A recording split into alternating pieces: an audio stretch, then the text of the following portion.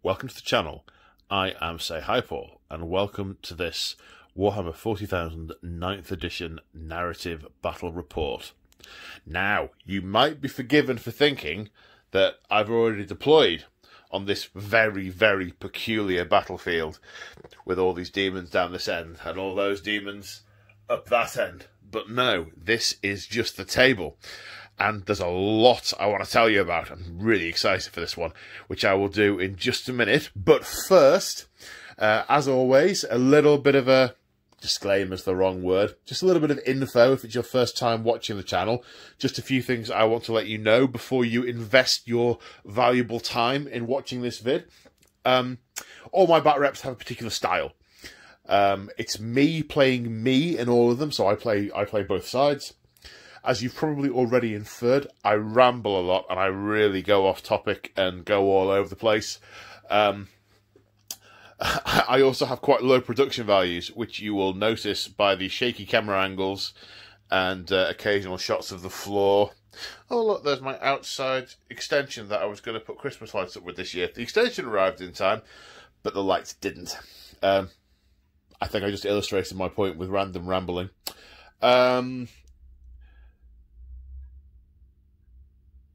Looking at Notepad. My battle reports also all use house rules. Now, and this is where most people turn off. So here is a quick look at them. If you want to know more details about my house rules, there is a video somewhere in the library which explains why I do all these things. But the short version is it's because I think it's more more narratively affect the way the game works. So for narrative reasons. And they are, in brief, I don't put a plus or minus one limit on dice roll modifiers. Characters can charge with units, so if I've got a character and a unit, or characters and a unit that are in coherency with each other, and they're both declaring a charge, all the same target or targets, I make one dice roll, and they either both succeed or both move that amount, or both fail. I don't do command point rerolls. I don't limit the number of times the same stratagem can be used per phase, and I don't use reinforcement points. There's a couple of other ones on here that will be relevant today. I don't put any restriction on multiple castings of the same psychic power in the same phase. They can just be done. And I don't have scaling on the casting cost for Smite. But the most important rule I have is I apply what I like to call narrative common sense. As I'm playing the game, if something is, to my mind, narratively jarring, that just wouldn't happen, I change it as I go along. It's all about the story and all about the narrative and playing that narrative out with the dice. So that's the little intro bit at the beginning. If that doesn't sound like your cup of tea, well, thank you very much for your time, but you probably wouldn't enjoy watching the rest of it anyway, so it's probably not the best use of your time. Okay, right, now I can start talking to you about this. Really, really excited about this. So this is a battle report in the series that I am running called The War of the 10 Legions. It's about the infighting and backbiting and treachery amongst traitor legions during the 10,000 years in the Eye of Terror. And this particular scenario is one of those games. So this is the inside of a Chaos Temple of Tzeench. The time and space are massively in flux here. There is no stability, and we have small little vignettes from different planets, different times. This may be an extra 40,000 years in the future. This might be 30,000 years before the fall of the Eldar. This might be a week last Tuesday. That might be happening right now. Time and space, and these individual things are swirling round. I can't have a totally influx battlefield because I have to change the terrain every game phase. So, not doing that, but this is what it represents. Also, the inside of this temple is impervious to the Neverborn. They cannot come inside. And you can see the swirling immaterium on the outside of the barrier to the temple, with the Neverborn hammering at the outsides, trying to get in. Now you will notice that there are no Neverborn of Tzeench out there. That's because there were Neverborn of Tzeench in the temple, but one of the sides who are coming to acquire this relic have co-opted the demons of Tzeench into their service. So this is a relic. This is a relic of Tzeench, and both the Thousand Sons and the Word Bearers covet it. They both want its power, they want it for themselves, and they will go through anyone who is in their way in order to get it. So, the way this is all going to work, we are playing the the narrative game, the narrative play mission from the book called The Relic.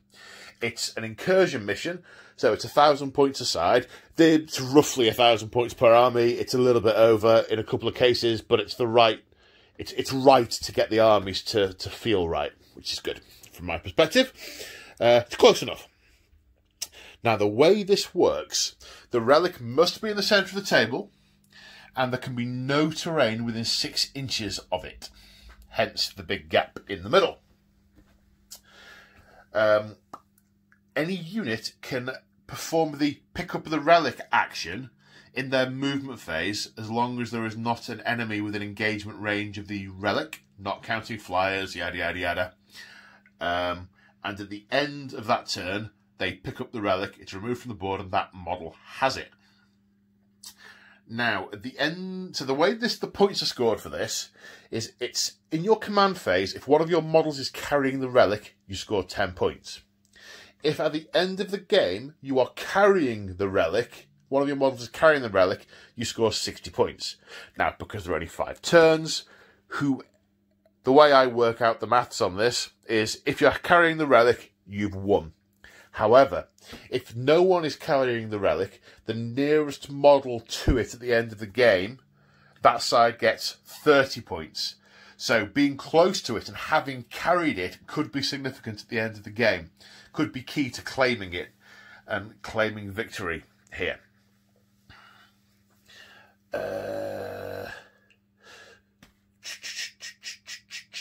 So just a small point on rules.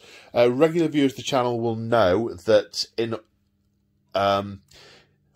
in this series, in the War of the Ten Legions, but it's actually in all games in which I use the Heretic Astartes.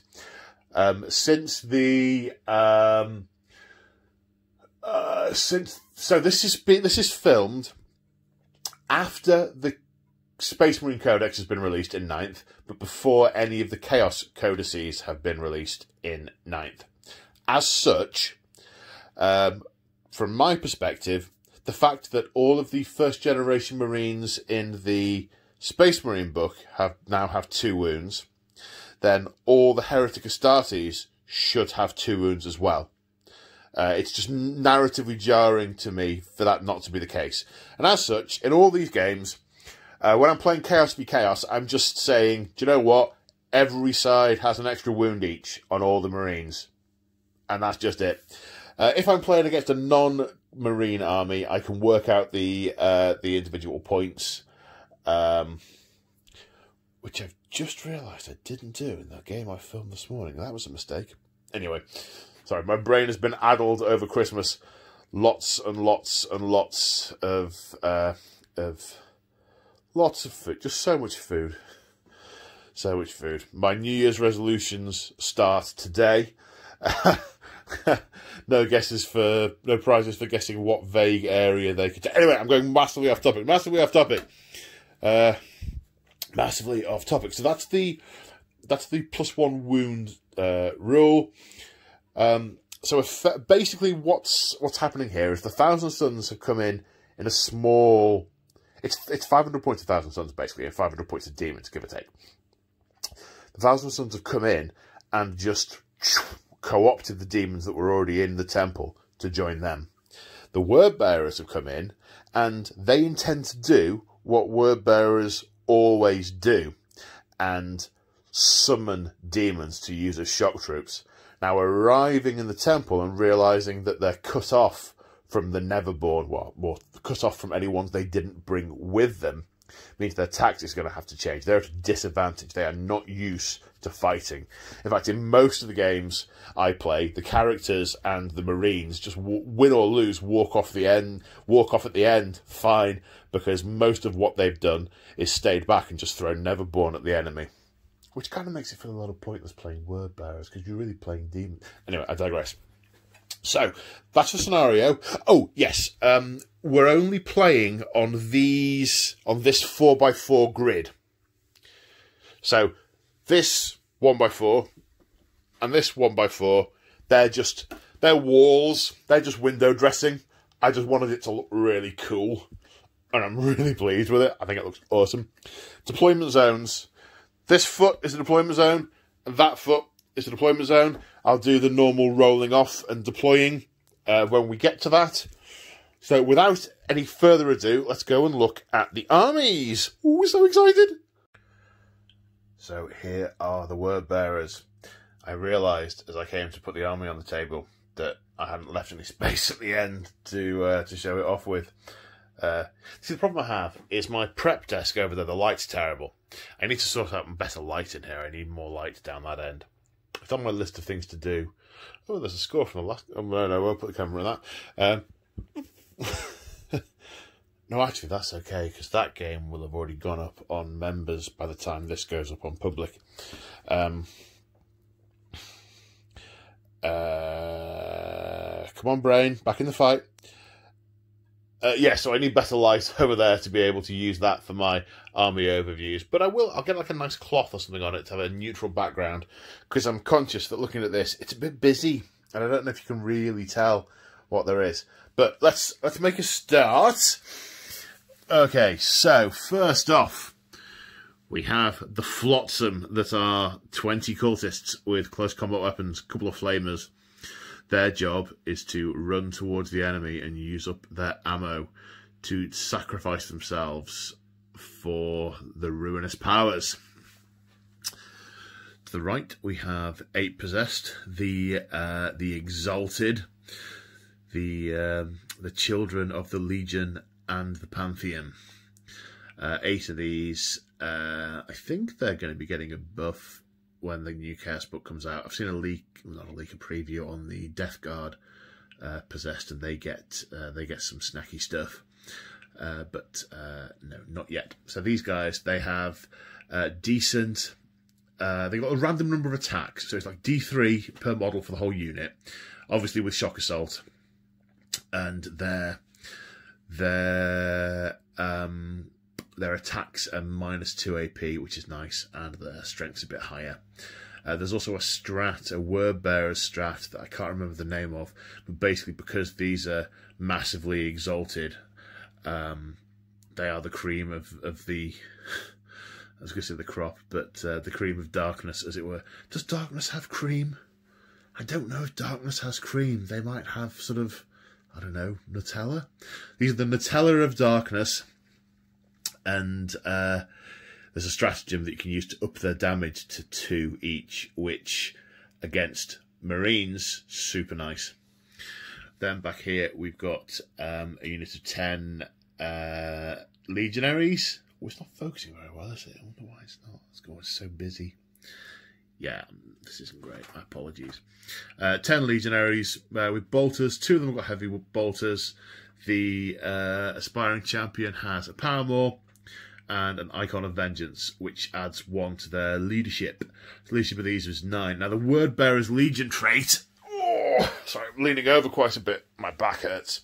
The word bearer's legion trait is to re-roll morale tests. So their morale is 9 re-rolling, should they so desire, which is nice. Then, moving on over, we have a Defiler with its battle cannon, twin heavy flamer, and Reaper autocannon. Reaper autocannon is useless, but still.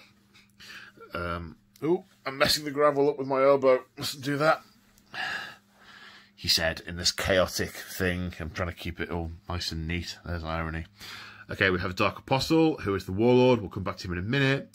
We have a Master of Possession, or he's basically a sorcerer who does the demon thing. I'll come back to him in a minute. 5 Chaos Spawn have a very similar job to the cultists, to run forward and kill or be killed. And then we have a Hellbrute. I'm not referring to this as a Dreadnought because it is a demonically infused version, although it doesn't actually count as a demon. I mean, look at it; it's obviously a demon. I'd be quite happy with that distinction, you know, between Hellbrutes and Dreadnoughts. If Hellbrutes were demons and Dreadnoughts weren't. But alas, they don't do Dreadnoughts anymore. I have lots, though. I've got about 20 Chaos Dreadnoughts of various types. Anyway, right, so what was the other stuff I said I was going to tell you? So the Dark Apostle. Spent a command point on him already, which brings me down to 5 points remaining to start the game with. He's an Apostle of the Dark Council, which gives him 1 additional prayer. His prayers, so he has 3. He has Dark Zealotry, which if encountered, will let models within units within 6 inches reroll to hit in melee. Benediction of Darkness is pick a unit within 6 inches, and shooting attacks are at -1 to hit against them. And then there's the Omen of Potency, which is only one that he can cast on himself. It gives him +3 attacks, and all his melee weapons count as -4 AP. Oh, he is going to kick some butt! He really is. His artefact is the Epistle of Logar, which is probably what he's reading from, which gives +1 leadership to all units within 6 inches.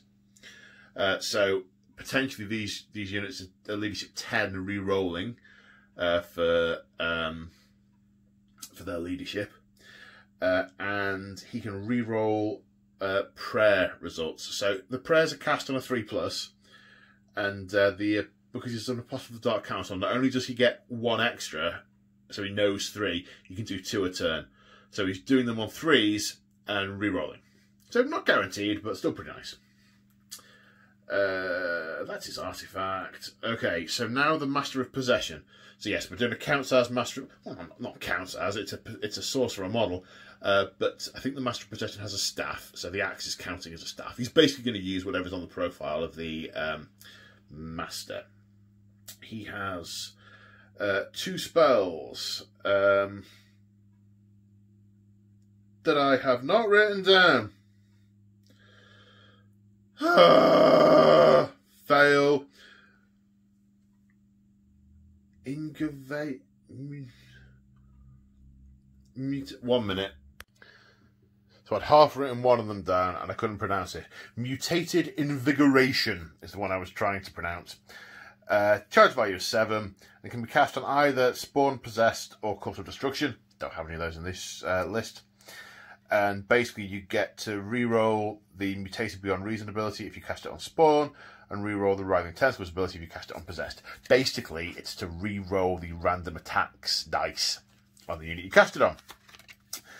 Then there is also, the other spell he's got is Cursed Earth. Warp charge value is 7. If manifest, friendly Legion Demon units that invulnerable saves are improved by 1 whilst they're within 6 inches of the Psyker. So, that's the plan. I can't help thinking I've missed something. Yes, I have missed something. Going back to the Dark Apostle, he has a Warlord trait. And he is a Diabolist. It's one of the Word Bearer's specials from the Faith and Fury book. And he will shrug damage on a 6+, but mortal wounds he will shrug on a 3+. I think that's going to be important fighting against the Thousand Suns. Speaking of which, let's have a look at the Thousand Suns. So here is the Thousand Suns army. So a couple of things to mention first. In the Ritual of the Damned book, it introduces 9 new cults that your Thousand Suns can be members of. These are from the Cult of Scheming. that gives me access to warlord traits, relics, and psychic powers specific to that cult. The only one that will be relevant is the psychic power, which I have chosen, but I'll come on to in a minute. I should also mention, before we go any further, that this is 2 patrols, 1 Thousand Suns and 1 Chaos Demons, but no, I am not paying the additional 2 command points for having 2 patrols. That's very much a mechanic designed to balance competitive play, as far as I'm concerned, and this is narrative play. I'm not paying a competitive tax on my narrative armies. And that's my view, and I'm sticking to it. So, what have we got, and what are we looking at? There's quite a bit of explaining here. Right, let's go through all the Thousand Suns to start with. Okay, first off, this chap here. This is an Exalted Sorcerer. He has the Warlord trait, Lord of the Forbidden Law, which gives him an extra psychic power. Psychic powers. He's got his cult power, which is Seeded Strategy, which is casting value 6, 24-inch range. If a unit he can cast it on a unit that falls back, it may then shoot and charge. Nothing that's worth mentioning is when this book was written, when the Ritual of the Damned was written, and when the Thousand Sun book was written, you could fall back and cast psychic powers without penalty. So there would be no reason to specify falling back and casting psychic powers. So my interpretation from a narrative perspective is where a psychic power or an item says you can fall back and still shoot and still charge, I am taking that to also mean and cast psychic powers. I think the implication is you can fall back and still act normally. That's my interpretation of it.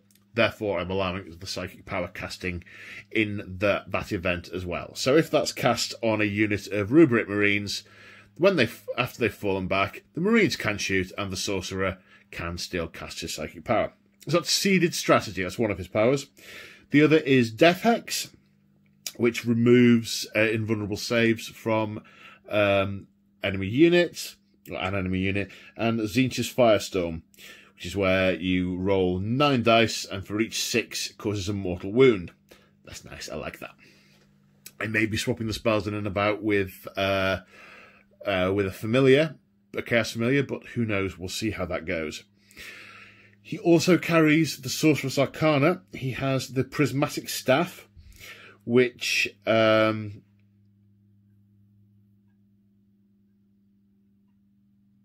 now doubting what I've written down here now. Means he can shoot and charge when falling back. So also, I'm saying he can cast psychic powers when he falls back. The staff has the same profile as a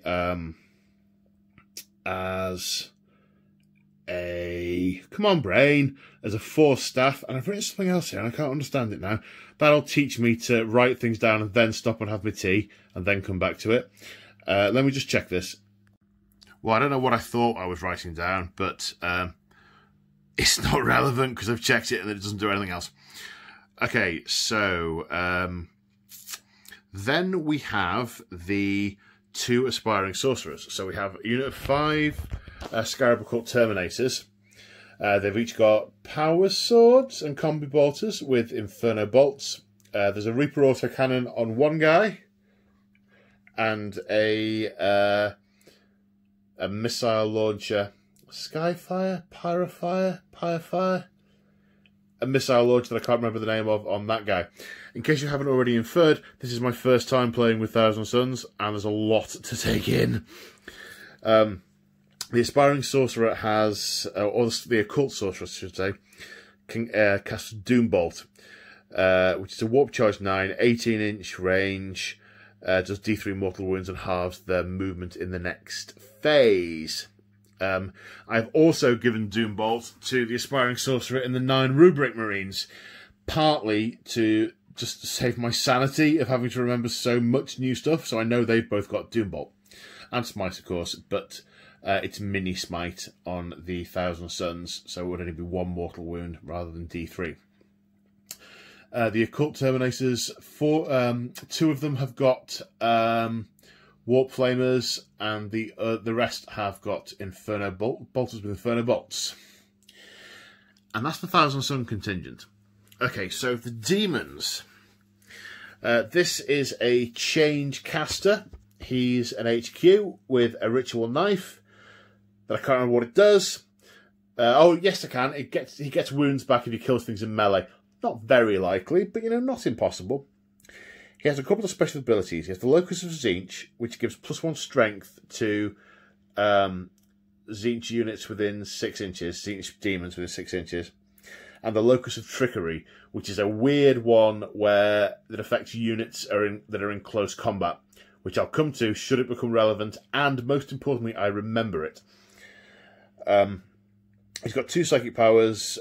He has the Gaze of Fate, which gains him a dice to gains him a reroll later in that turn, and Flickering Flames, which is a spell used to buff other Tzeench demon units, which they add +1 to wound with their shooting weapons. Very useful with horrors and flamers. Speaking of which, 10 pink horrors. They are also a psyker. They can cast Smite, but only on 1d6, meaning they need a 5 or a 6 to get it off. Though there is a stratagem they can use to give them a casting cost of 9. If they go below 10, then their Smite becomes a mini Smite. So, obviously, there's 10 there at the minute. 1 dies, and they're down to mini Smite. 8 Flamers. These are fast moving. They're jump infantry, and they each have pistols, which do warp flame pistols, I think they're called. But they're quite high AP. I think it's -2, and they also hit. And last, but by no means least, we have 6 Screamers, which move pretty quick and they're very, very chompy jaws with their lamprey bites in melee. They won't quite take care of big vehicles, but anything smaller than that, they will tear through. I've seen it happen, and I've been on the receiving end of it, both simultaneously at the same time. Couple of generic army rules. The Thousand Suns have the Brotherhood of Sorcerers rule, which means that they add 6 to the range of their psychic power, 6 inches. And the Chaos and the Tzeench demons have the Ephemeral Form rule, which means they have +1 to their invulnerable saves. So they invulnerable save on 4+. And that is 1,000 points of Thousand Suns and their demonic allies. So now I'm going to go to deployment, roll off to see who chooses what side, and yeah, start deploying. Okie dokie. So I finished deploying, and I'll talk through deployment in a minute. I just have to say first that this is simultaneously the oddest, but also I think the coolest table I have ever set up and or played on. If you didn't know what was going on here, this would look absolutely bizarre.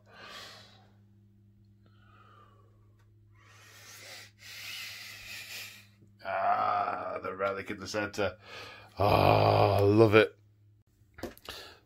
So, talking through deployment. First of all, those pink horrors, I've only put them there to look cool. They're all actually on the ground floor. Or more to the point, I'm putting them there because they look cool, but I'm not gonna pay an extra 10 inches of movement rather than just hiding them behind the building so you don't see them on camera. I think they look pretty cool, but yeah, ostensibly they're on the bottom and they're going to move through. But I mean, just look at that. That's just so cool. Look at them going through the windows. Magic. I might move them back before the start of first turn, just because, yeah. Anyway, so a lot of back and forth, a lot of head scratching on both sides. But what we have ended up with is what is this? The Thousand Suns won the dice roll, and they chose that side of the table mainly because they wanted to deny all of this big cover, these ruins. In fact, yeah, 1, 2, 3, 4, 5, 6, 7 ruins behind which the mostly melee-oriented Wordbearer's army could hide behind if they ended up carrying the relic, which would make shooting them out a tricky task. So the Wordbearers, the Thousand Sons chose to put the Wordbearers over here, where the lines of fire are easier. So, yes, I just said what we're counting all of those as. This I'm counting as an obstacle, and the rubble is difficult terrain. Whereas over here, these are obstacles and the rubble also difficult terrain. I think that's it. Yeah, lots of difficult terrain. So because of both sides are going to be quite slowed down at the start because of all the difficult terrainness that needs to be moved through. The Wordbearer guy really wanted to wait until he saw where those screamers went before putting the Defiler down. However, it became pretty apparent pretty quickly that once this space in the middle had been filled up with these guys, that was the only practical place for him. So the Thousand Sun guy called his bluff and put those down first, and he put them there anyway. So basically, I mean, the Wordbearers, there's not an awful lot to talk through. This is a charge. This is move. We've got the long range Daka, the long range firepower from the Marines with the heavy bolters and bolters is that they may stay still and lay down some fire. I guess it all depends who gets first turn. But the Spawn, the Hellbrute, the Possessed, and these two characters, they're all surging forward. As are this rabble, these Flotsam. There wasn't really a good place to. So this is where the Wordbearer tactics are being a little bit thwarted. They're having to do something a bit outside their comfort zone because not able to summon an Neverborn to throw at the enemy. And the cultists, we don't want the cultists getting to the relic first. We don't want them picking it up. They'll just get brutally massacred. So actually, we can't do our usual thing of just driving all of our chaff forward and then bang, hitting them afterwards with the real units. We've actually got to try and put some meat in the middle of the board to get that relic. So actually, these cultists are out on a limb. And, yeah, who knows what they'll manage to do. Now, from a Thousand Sons perspective, we want the Thousand Sons getting to the relic rather than the demons. I did contemplate putting I thought, oh, well, what I could do is I could put the Screamers here, fly forward on the first turn and pick it up. That didn't seem right. It feels like they should try and get the relic. I mean, yes, the Exalted Sorcerer could command a demon to go and get it, and yes, it is. Although it's being represented by that orb, it is quite an etheric thing and could be picked up by a demon. But it didn't feel right, so not doing that. So basically, we've got the Thousand Sons marching forward towards the relic. They can't reach it in one turn. Or more to the point, any one side could reach it in one turn, but you can't perform an action if you've advanced. So no one can get to it and pick it up in turn one, which I assume is intentional from a game mechanic point of view. We've got the Change Caster sticking with the Flame. But the Flamers are in the middle, so they can be quite versatile about what direction they go in and respond to different threats, because they've got a good move in their jump infantry. The Change Caster is, in theory, going to buff the Flamers, or potentially the Screamers, or even the Horrors if it ends up going that way. The Horrors who are actually down. I'm going to move those. Right, the Horrors are now all on the ground floor where they're meant to be. And they're going to, they can pass through that wall, of course, because they're infantry, and it is breachable. This will hopefully help me remember what all the terrain rules are, which, as regular viewers will notice, I'm sometimes a bit flaky on, trying to get better. I think that's everything there is to discuss about deployment. The next thing is who gets first turn. I'll let you work out for yourself which dice represents which army. The winner gets the choice of first turn. Does anyone want to go second? No. So, let's see who goes first. Thousand Sons go first. Let's go on to Thousand Sons, turn one. Okay, so here we are at the movement phase. The horrors have advanced through the building and are eyeing up the cultists for some shooting. Now, we've got some awkward angles with the ruin that you can't see through and the ruin that you can't see through. When we get to the shooting phase, I think I've worked out that it's about 6 who can actually draw a line of sight on them. But that's for later. We've just moved the rubrics in the middle. Not advanced, because it's not going to get us close enough and I'll sacrifice our shooting and get us counter-assaulted by all these horrible gribblies next turn. So we're being a little bit more patient and just moving. Now, interestingly, the Aspiring Sorcerer has a move of 6 and the rubrics have a move of 5. So even though he was in the second rank, he can get as far forward as the rest of them in the one move, which is nice. So the Exalted Sorcerers come around this way with them. The rubrics have come around this way, followed by the Tzeench caster. The flamers have hopped up onto there to be able to get position for future turns. And the screamers are just sort of hovering in this oasis-y, palm leafy kind of area, well aware, well, they can sense the presence of a very powerful demon over there, well aware of the concept of counter-attack, which definitely the Tzeench caster is impressing upon them with strong psychic bolts of brain power, or something like that. So that's movement. Right, we're now going to go on to the psychic phase. So now I'm going to spend about 3.5 hours working out what all my psychic powers are and do. Okay, it's actually 3 weeks later, or at least it feels like it. Right, so I think I know what I'm doing. Right, we're going to start with the Aspiring Sorcerer with the rubric A. He's the only one who is in denial range of the Master of Possession over there. So that seems the easiest thing to do. We're going to attempt to cast Doombolt on the Chaos Spawn. Now, would be an 18-inch range, but with what's it called?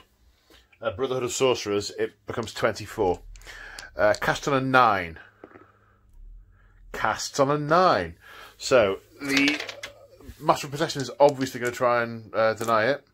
Fails to on a 5. So casting on a 9 means that they take D3 mortal wounds for 3, and next turn they must halve their move and can't advance. So that's 1 Chaos Spawn down to 1 wound. I will try and remember the movement penalty on those guys. I'm sure if I forget it and you shout loud enough, I'll realise through some sort of... I mean, this doesn't recognise time and space, does it? So you shouting at me going, "What are you doing?" should help me realise it, which would be nice. Alright, I'm going to do the horrors next. The nearest unit is the cultists, so they're going to attempt to smite on 1d6. Need a 5+. 4, no smite there. Okay, we will now move on to the Scarab Occult Sorcerer, who also has Doombolt, and is going to cast it at the Possessed. Again, needs a 9. That's failed. Okay. Do this one first. I can hear Stylus yelling at me through the ether. Always cast Gaze of Fate first. Alright, the Tzeench caster. His other spell, the buffing spell he's got, isn't really relevant right this minute, and his smite's out of range, so he's going to attempt Gaze of Fate, casting value of 6. Yes, Gaze of Fate is cast, so there is... I'm going to try and put it there, maybe that'll help me remember. There is a reroll this turn for the Thousand Suns. But either way, Doombolt wouldn't have really, that wouldn't really have worked. Alright, the Aspiring Sorcerer, another blue dice now. The Aspiring Sorcerer, the Exalted Sorcerer, is going to cast 2 powers. His other 2 are much more situational. He's out of range for Death Hex, and there's no one who's fallen back this turn for seeded strategy to be relevant. I'm just leaning over and checking my notes. There's no card for that one, of course. So the first one we're going to try is Smite on a 5, and I'll work out who is nearest. Cast on a 5. Let's work out who's nearest.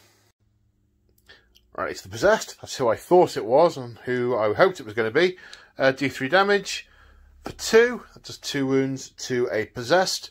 I'm going to hold that there just for the moment, because the next spell we're going to attempt is Zeitgeist Firestorm with a warp charge value of 7.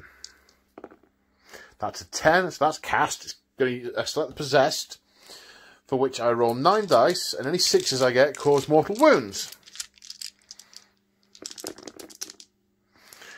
For 2. So that's 4 wounds in total to the possessed in the psychic phase. That's kill 1 and 1's on 1 wound. So the horrors fired over at the cultists with their coruscating flames.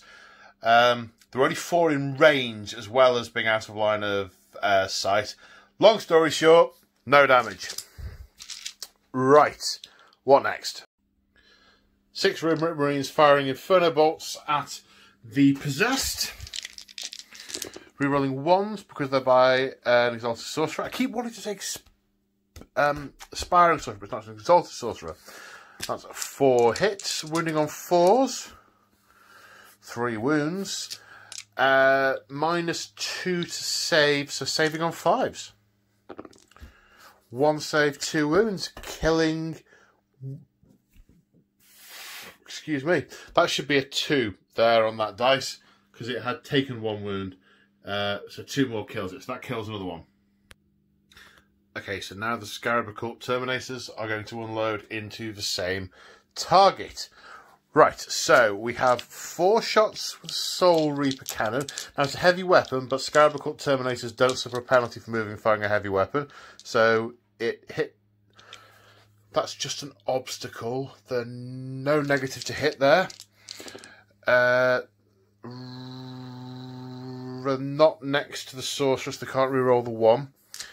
So that's 3 hits with that. Toughness, strength 5, toughness 4, wounding on 3s. -3 for the Soul Reaper Cannon.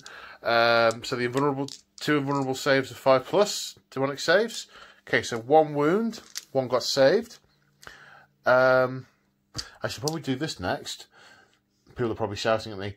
The Hellfire Missile Rack, that's what it's called, is heavy 2. I'll use my Gaze of Fate dice to reroll this miss. No. You see, that's what happens when you try and reroll things. So Gaze of Fate goes away. So that's 1 hit. Wounding on a 2. Wounds. -2, so save on a 5. No, D3 damage.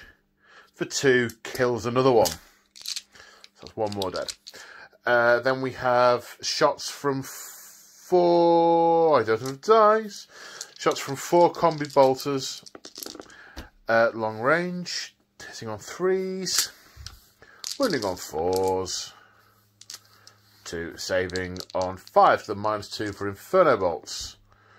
So no 2 wounds there. So 1 more dies, 1 more loses a wound. It goes down to 1 wound. Hey, I'm liking this. I'm shooting at things and things are actually dying. That's most unusual. Someone get me some Primaris Marines now. Anyway, I digress. Okay, so that's all for shooting. No charges, so it's the morale phase. The possessed lost 3. Their leadership is currently 10 because they can use the Dark Apostle leadership of 9, and he's got the Epistle of Lorgar, which is increasing their leadership to 10, so they cannot fail. So that's it for the Worthy Thousand Suns turn 1. Let's see what the Word Bearers do. Okay, here we are after the Word Bearers movement phase. So in the command phase, the I was going to say chaplain then. The Dark Apostle got 2 of his litanies of hate off. No, Dark Prayers, that's what they're called, aren't they? You got Dark Zealotry, which is the one that re-rolls hits within 6 inches, and Benediction of Darkness, which he put on the possessed, then -1 to be shot at. Going across the way, the cultists advanced because they were stuck in the rubble. They've just about managed to get one of the flamers into range of the horrors, so that flame will be happening. This Hell Brute has surged forward, seeing that the what are they called? That the spawn are being racked by dark energies and struggling to move forward. He has surged in front of them, trying to get to grips with the enemy as soon as possible, and they are following in his wake. The possessed have advanced. They need to close this gap as soon as possible. The Marines have moved up, only 4 inches because of the difficult terrain, but they're going to start to put some fire down. And the Defiler has moved forward, is just by the skin of his teeth in twin flamer range of the Screamers, and he can potentially charge the Screamers. Potentially. I mean, he needed double 6, but there's no reason to not try it. And he can put his gun down elsewhere. So, first things first, or more to the point, next things next, psychic phase. So, the dude, the possession dude, is going to attempt Cursed Earth with a casting value of 7, which is failed. However, it would have been really good to have near the... No, never mind. Right, there is a word-bearer stratagem called Malevolent Covenant, which is if you play, it's 1 command point, you play it after a psyker fails a psychic test, the power is automatically manifest at the minimum required warp charge value, but cannot be resisted by Deny the Witch. The psyker then takes 1 mortal wound. I forgot that last bit. So he's lost a mortal wound. Which I'll mark up on in a second. So that is in effect. So all demons within 6 inches of him, their invulnerable save goes up to 4. That might help keep the possessed alive a little longer. His second psychic power is going to be just a plain and simple smite, because the chance of his other one is a combat buff. I don't think the Thousand Suns are going to be charging them. They might. But they have got power swords. They might not, but he's assuming they won't. So it's a smite on a 5-up. That's a 4. Do I want to do another command point for the same thing again?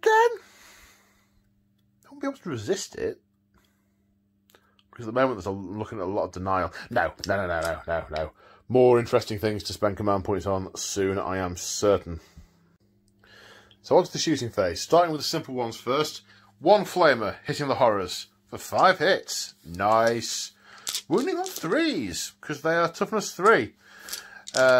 With ephemeral form, they're saving on 4s. Yep. No score draw. Right then. What's only going to fire at one thing?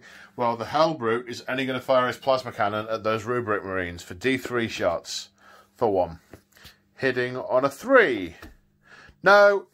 The coil in that very old plasma cannon doing himself some mischief, causing him a mortal wound. And I'm going to roll it now so I don't forget. Let's see if that makes him insane. Not quite, needed a 6. Right then, who's first? Let's fire these Marines. Can they all see through the possessed? Yeah, they're on slightly elevated ground and there are gaps and stuff. Okay, so these 10 Marines are going to fire at those Rubric Marines.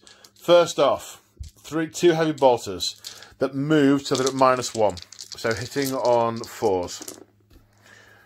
3 hits. Wounding on 3s, strength 5. 2 wounds. -2 to save. So saving on 5s. No, so that's 2 dead Rubric Marines, which I'll take off in a moment. And then there are 7 shots from the remaining bolters. Hitting on 3s. 4 hits. Wounding on 4s. 4 wounds.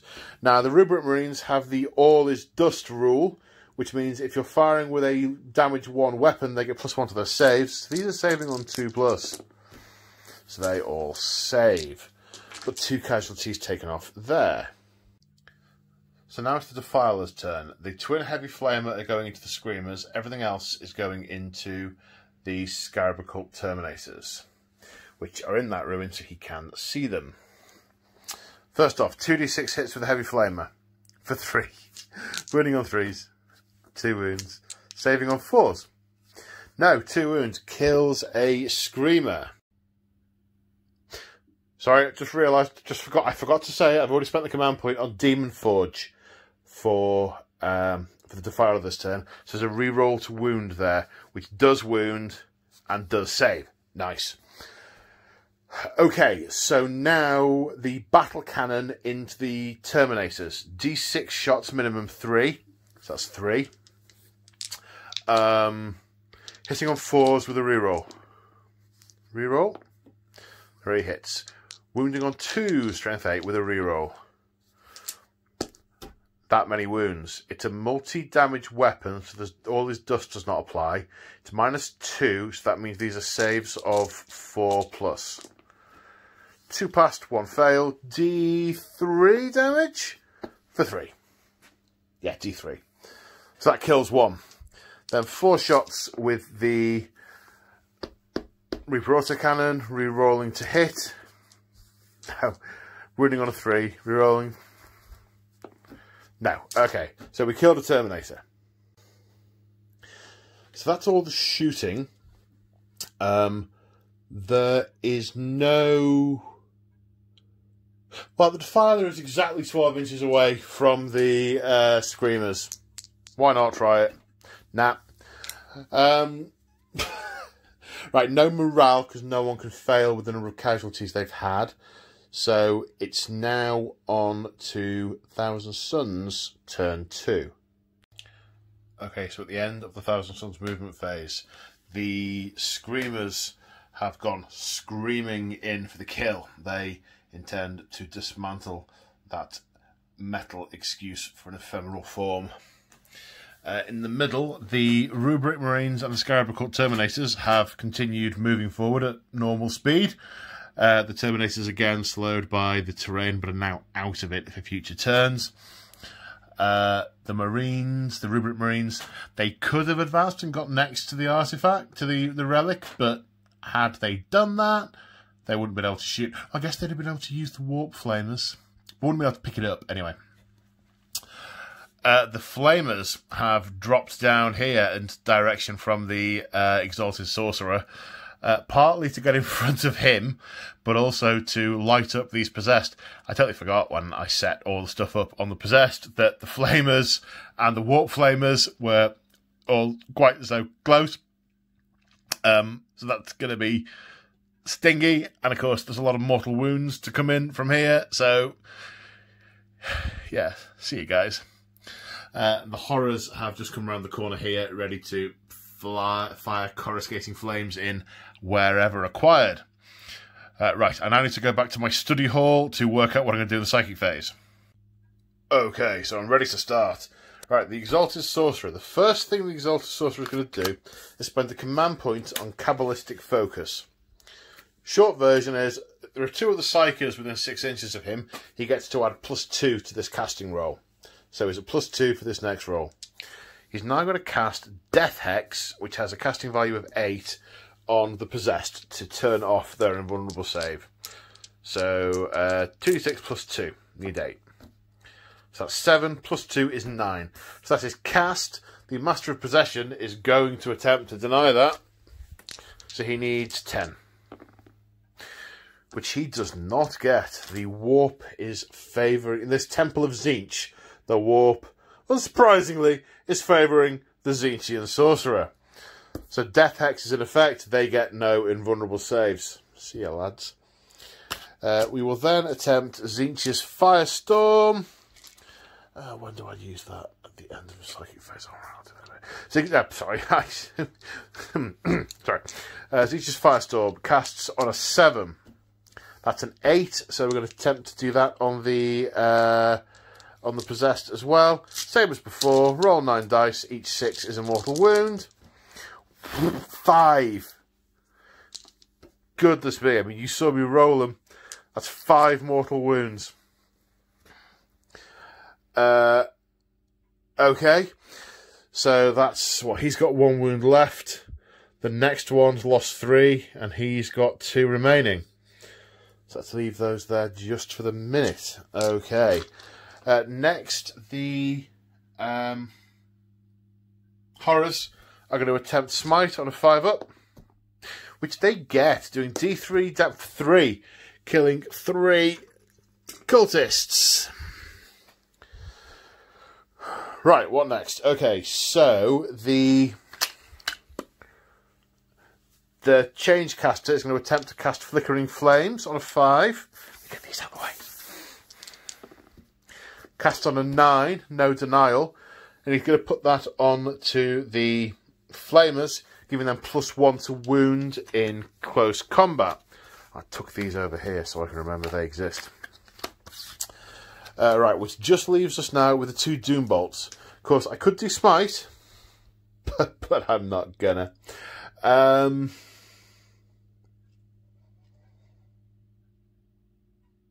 Yeah, let's do Doom Bolt with both of them. So casting with the Aspiring first, need a 9 for Doom Bolt. That is a fail, although I would have passed on Smite. And the Scarab Occult Terminator, also going to cast Doom Bolt for a 9. No, maybe I should have smitten with them both. That would have at least been 2 mortal wounds instead of none. Never mind. Hey, I'm learning. Okay, at the end of the... This is what I was muttering about earlier. At the end of the Psychic phase, we're going to spend another command point on the Great Sorcerer. So the Exalted Sorcerer gets to cast a spell again, another Psychic Power, and he's going to attempt to Smite on 5 for 9, doing D3 for 2, killing that Possessed. Whew! That's the end of the Psychic phase. Okay, so now the Flamers are going to flame the Possessed. 8d6 hits. I don't have enough dice with me. So that's 10, 20, 33. Right, I'll do 11 3 times. 6, 7, 8, 9, 10, 11. Or will I? Now I'll do 17 then 16. So let's do 17 first. Okay, now these are +1 to wound. So strength 4, +1 to wound because of the Flickering Flames cast by the Change Caster. So they've already hit, so they're wounding on 3s now. So that's 1, 2, 3, 4, 5, 6, 7, 8, 9. 9 wounds. And same again. Well, less 1, but you see me take that out. That was cocked as you like. 9, 10, 11, 12, 13, 14, 15, 16, 17, 18, 19, 20. Okay, -1 AP, so 20 saves of 4+, because ironically I'm hitting them with... ironically, because I'm shooting them with the Flamers first, the lack of invulnerable saves making no difference. Because I remember they have armour, as well as being demons. So, yeah. Come on, Paul, back in the room. Saving on 4s. So 6 wounds to get through. 1, 2, 3, 4, 5, 6. Would have killed 3, 4, 4 and a bit. But they are both dead. Okay. Flame on. Now, where to put the rest of the fire? What's in range of the rest of the fire? It is a good question. Okay, the Master of Possession no longer behind a unit. The Warp Flamers are out of range of everything. However, we have 9 shots with Inferno rounds into that Master of Possession. Hitting on 3s, rolling 1s. Wounding on 4s. That's 4 saves at -2. Saves of 5+.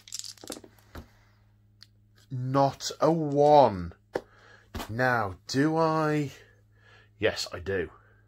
I do. I think I do. Hang on, let me consult the book. Right, I'm going to spend a command point on Hexagrammic Ward, which is after you make a saving throw for a word-bearer character, the resulting saving throw, treat it as a 6. You can only benefit from this once per battle, but that will very much keep him alive on 1 wound. I mean, for now, but will he be shot by the Terminators? It's the only unit left. We shall see. Oh no, it's not the only unit left. We shall see. I just realised the flamers should be wounding on 2s because they're at +1 strength because they're near the change caster. We'll learn these things. The horrors, 20 shots into those cultists. Hit on 4s. That's some hits. And then they are going to wound on 4. Strength 3, toughness 3. 4. Saves of 6+ from the piecemeal armour. No, 4 more cultists dead. Okay, just the Scarabocult Terminators left. There's still an awful lot of word bearers are going to slam into us next turn, and no mistake.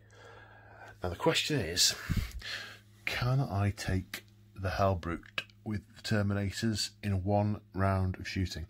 Well, I can. It's not very likely. Let's split fire. That always works. Let's put the Soul Reaper Cannon and the Hellfire missiles into the Dread, guaranteeing we pretty much won't kill it. And the 2-3 combi bolters into the Master of Possession. See if we can get rid of that Mortal Wounds output and the Denial. So let's do that first. So 6 shots into him. Hitting on 3s, rerolling 1s because the proximity of the Exalted Sorcerer. 6 hits. Wounding on 4s. 1 wound. 1 save or 5+. Saves. He survives. See, split fire always works. Dag nabbit. He's going to be a problem. There are going to be problems. But if it was one-sided, it wouldn't be. Yeah, it wouldn't be a game, would it? All right, the Soul Reaper Cannon into the Dread, hitting on 3s, wounding on 5s, 1 wound, -3, saving for 6. No, so that's a wound. The 2 Hellfire Rockets, they're keen. They both hit, wounding on 3s because of strength 8, 2 wounds, -2, so saves for 5s. 1 save, D3 damage for 3. Oh, if he hadn't made the other save, you never know. He had 7 wounds to get through, which was 1 and 3, leaves him on 3 wounds remaining. Now it's the end of the shooting phase. Does he react badly to that? He does not. I mean, I'm sure he's not very happy, but yeah. Right, now the charge phase. Is anyone going to charge? Should I put the flamers in to the Master of Possession just to slow them down, slow him down? That's kind of a Machiavellian thing to do. Throw the demons forward to try and stop that lump of enemy coming any further forward. Let's measure it, see how long it is. So, it's an 8-inch charge. And their weapons are pistols that are designed to be used in melee. So, we're going to do it. No Overwatch, 8 inches. 6. No, 'tis moot. The Screamers are going to make it with that. However, the Defiler is going to Overwatch. Grand total of 5 saves to take. 4 from the Flamer, 1 from the Reaper Autocannon. Do them all together. Saving on 4+. Failed 4. That kills 2 on the way in. So after piling in, makes a big difference to being dead. The Screamers have 3 attacks each, spending a command point on Warp Jaws, which gives them +1 to wound versus vehicles. They basically clamp on and grip, grip, grip. Just like if anyone ever saw Razor in Robot Wars. Like that. There's a fairly obscure reference for you. Hitting on 4s. Well, that's abysmal. 9 attacks, 2 hits. That is abysmal. Okay, strength is 6. So, would be wounding on 5s, +1, 4s to wound. No, nothing. Okay, this is going to sting. Then the Defiler with 5 attacks in return, hitting on 4s, wounding on 2s because of strength ridiculous. Oh, 1's going to survive. Invulnerable saves of 4+. Yeah, that 1 wasn't really there. It didn't really exist. D6 damage. There you go. Let's take that one that's flying into its claw. Crushes it utterly. Okay, so now we're on to the morale phase. The Screamers have a leadership of, oh, I just looked, I think it's 6. And they lost... I'm confused now because there's only 3 casualties over there and only 2 left there. Where have I put the other? Oh, there it is. Ugh. They lost 3 this turn. So 3 and 2 is fine. They're fine. It's 5, they're fine. The cultists, however, lost 7. 4 and 7 is 11. They fail. So 1 runs and a bunch more. So 2 run off in total. I would not like to be in their shoes when their masters catch up with them later on.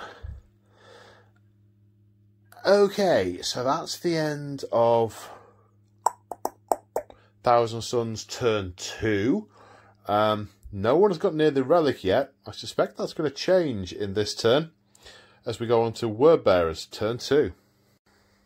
So after the Word Bearers movement phase, in the command phase, the Warlord successfully invoked 2 of his Dark Prayers. Dark Zealotry to reroll to hit with for all units within 6 inches in melee. What's it called? Dark Potency? Something Potency. Omen of Potency. That's the one that buffs him up in close combat.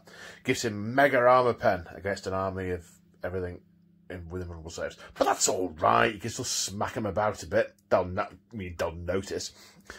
Okay, Psychic Phase. I'm in a bit of a dilemma because I want him to survive. Because if the Hellbrute and the Chaos Spawn run forward and engage the Thousand Suns, and the Dark Apostle and these Marines smash forward and engage over here, then next turn, if I can hold out an extra turn, he can run up, grab it, and then beetle off back here. But I really want Mutated Invocation on the Chaos Spawn for 7. Just don't perils. Just don't perils. Whatever you do, anything but a perils. Preferably 7 or more. I'll take that. I'll take that. It's not a perils. No, I could. No, I couldn't. I could use the ability to put the spell into play, which would then kill him, which would then take the spell out of play. Sad times. Okay. Oh, I could fire a demon shot. No, Paul. No. No. What's only firing at one thing? So we're now in the shooting phase. Okay, the Defiler is only shooting at the Screamers. So he can't fire his cannon because it's a blast weapon. However, he can fire his Reaper Auto Cannon at a further -1. Didn't say Demon Forge. Should I have said Demon Forge? Yes, I should. No, I didn't, so it's irrelevant. Okay, 1 hit. Wounding on a 3. Yes, saving on a 4. No, so that's 1 wound. Taken. Right, 2d6 hits with Heavy Flamer for 8. Then miss some more red dice. Wounding on 3s. That's 7. Saving on 4s. 1, 2, 3, 4 fails. 5 in total. That kills off the Screamers. The Horrors... Oh, the Cultists fired into the Horrors. The Horrors have 3 saves to take on 4+. Pass them all. Right. Now then. Okay, the unit of Legionaries are going to fire into the Flamers. So first off, 2 heavy bolters. They moved, obviously. They only moved, they didn't advance, but they're now clear of that terrain. Hitting on 4s. Well, it's gratifying to know that it missed if they stayed still. Wounding on a 3. Yes. Saving on an invulnerable 4 up. No, that kills 1. And then there's 8 of the Legionaries. The Sarge has a pistol, so that would be 16, 15. 15. 5. 10. Oh, I'm going to get 4. Right, hang on. Here's 1. I'm stretching all over. Right. Hit on 3s. Substantially better. Wounding on 4s. Still pretty good. See, if I'd fired these to the rulebook Marines, they'd all have 2-up saves. Because they're only 1 damage weapons. Okay. So another 2 damage kills another flamer. And now finally the Hellbrute, who got shot at... I'll say finally. Sorry, pre-finally. 2 pistols from the 2 characters going into the flamers. 1 hit. Wounds. Fails a save. Oh, I have to get a wound marker. So now, finally, the Hellbrute didn't take kindly to being shot with missiles and Soul Reaper rounds, so he's going to fire his heavy plasma cannon at the Terminators for 2 shots. Hit on 3s. 2 hits. Wounding on 2s, strength 8. -3, so 5 up and vulnerable save, which is failed for... Is it 2 damage or D3? 1 minute. 2 damage, putting one of the Terminators down to 1 wound. Right then. Where to charge? Who to charge with? Anyone charging the flamers is going to take 6d6 hits with -2 AP.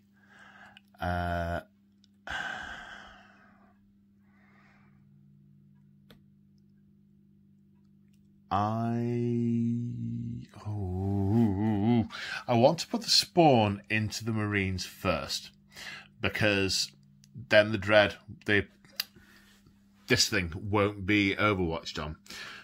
But in reality, I think he would charge first, because I think he'd just pile into them.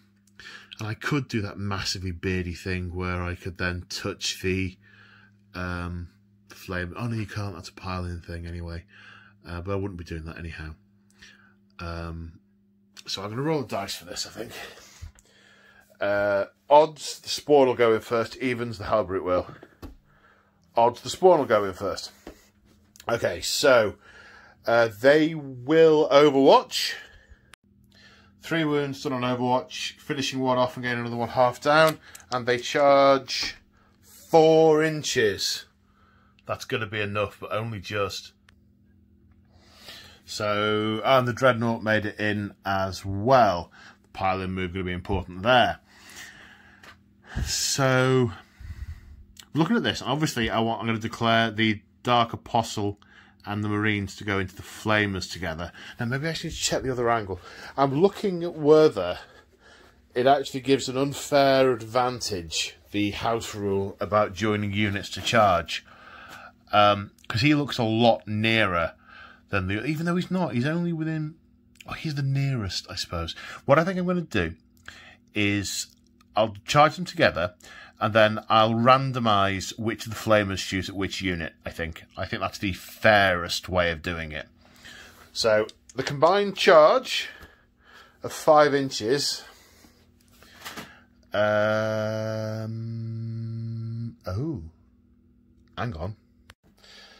I thought for a minute the Marines weren't going to make it in and the character was, but actually the Legionaries, they're in also, but only just. So what I'm going to do is I'm going to say, so these are the 6 that are firing Overwatch, 6 Flamers. I'm going to roll these dice before I do anything else, and 1s and 2s, those Flamers will shoot at the Apostle, and 3s, 4s, 5s, 6s will shoot at the Legionaries. I think that's the fairest way of doing it, because there's a big group of them going in, but he was in the lead. And I think it wouldn't be quite right for him to be at the head of the charge and to pass all the wounds onto the unit. So 1s and 2s are going to target him. So that's 2. 2 of the Flamers are going to fire at the Dark Apostle. So let's resolve those first. So that is a total of 4 hits with strength is 5 because of how close they are to the Change Caster, and they still have Flickering Flame. How long does Flickering Flames last? any wounds rolled with until the next psychic phase. So actually, these are wounding on 2s. Yikes. So that's 3 wounds. He has a 4+ invulnerable save. He passes twice. And then he is a Diabolist, so he could potentially shrug the last wound with a 6. Which he does not. So he takes a wound. And then 4d6 hits against the unit. 4, 5, 6, 7, 8, 12. Oh, need 4 more. 4 more. And these will also wound on 2s. 2 1s. So that's 10 wounds. Minus 1. Minus 1, minus 2.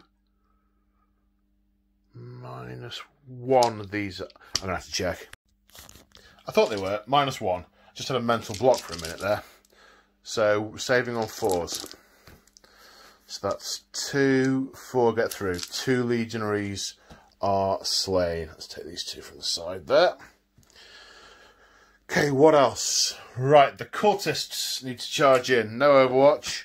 Wrong colour dice. The cultists make it 7 inches, so they are in. The cultists making it in there. Now, the order in which to do this becomes relevant. The thing I'm least keen on being smacked with, the Hellbrute. He's got 3 wounds left.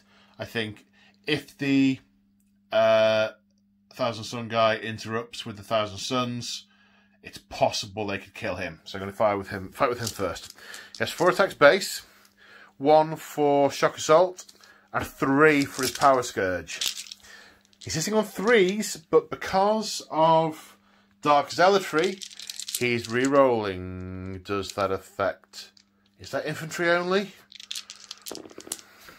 I most definitely do need to check.